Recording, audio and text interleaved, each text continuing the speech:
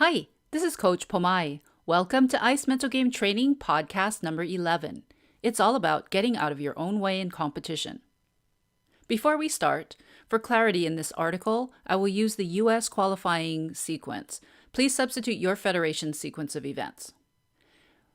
The U.S. qualifying competition sequence goes like this. The top 4 from regionals qualify for sectionals, and the top 4 from sectionals will qualify for nationals. You qualified. Congratulations. You competed at regionals and qualified for sectionals. It's a whole new ballgame now. Wrong. As long as you started the season right, very little needs to change. How do you know if you started your season right? Did you create well-defined goals for the season? Did you create a strong plan from your goals? Have you been following your plan? Did you check your plan periodically? Did you revise and tweak your plan to keep you on track? If you can say yes to these 5 things, then regionals was just a short layover. You are still in the same journey you started at the beginning of the season. Trust that you are on the right path. You never stop gathering information and adjusting your plan to perform your best. All the experiences up to now will help you skate great at sectionals. Time to ramp it up. After qualifying for sectionals, some skaters feel overwhelmed. They are excited and feel that this is their big chance to prove themselves. Or they freak out because they need to catch up with their competitors at sectionals. Or they might feel like they don't deserve to go to sectionals. The judges made a mistake. To prove they belong there, they need to skate amazingly great.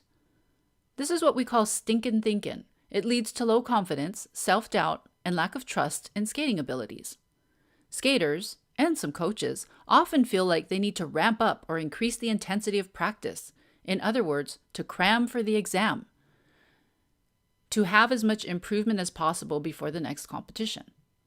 Remember, your preparation for this step started at least 8 months ago when you started your current programs.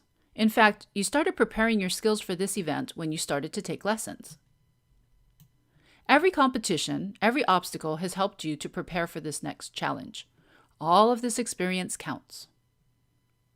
Focus on yourself. It's tempting for skaters to get excited and push for new skills to showcase at the next competition, to pull out the big guns instead of selling what they have.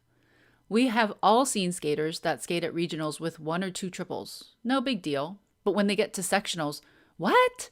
They just landed a triple Lutz. From the outside, it looks like she got the rest of her triples between regionals and sectionals. The truth is, she was pretty consistent with these jumps, but the goal was to qualify for sectionals.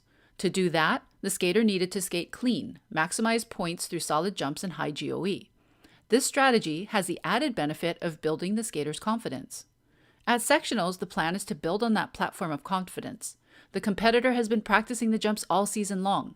It's time to add them into the program. A happy, confident skater skates better than one with self-doubts.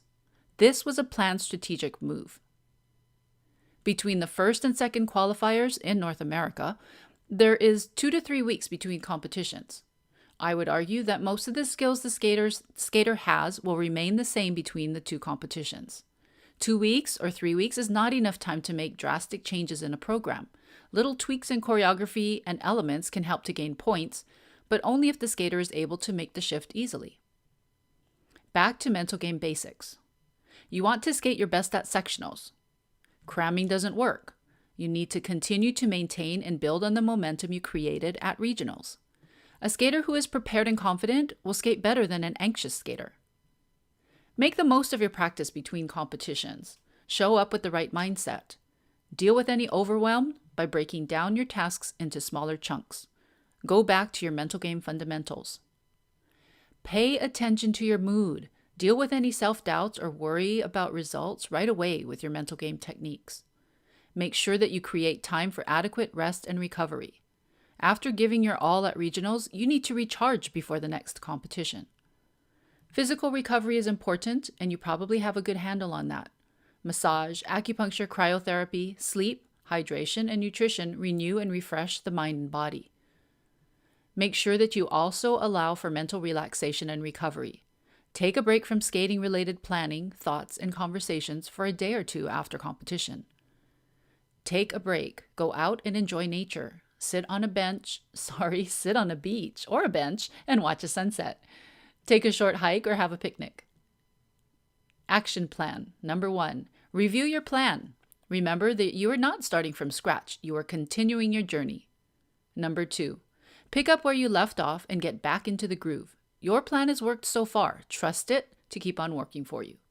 Number 3, make a practice plan for your next practice session on the ice, and then the next and the next. Number 4, create process goals and use them to keep you moving forward and focused on what you need to do. Number 5, remember to keep working your mental game every moment you are on the ice. Number 6, remind yourself that your mindset is to learn and grow with each experience. And number 7, sectionals is another opportunity to learn and grow in your skating. If your season is done, it's time to prepare for your next season. Next year, make sectionals a reality. Make a commitment to yourself. Download Confidence Mythbusters, a complimentary ebook from Ice Mental Game from the link below in the video description. Thanks for listening.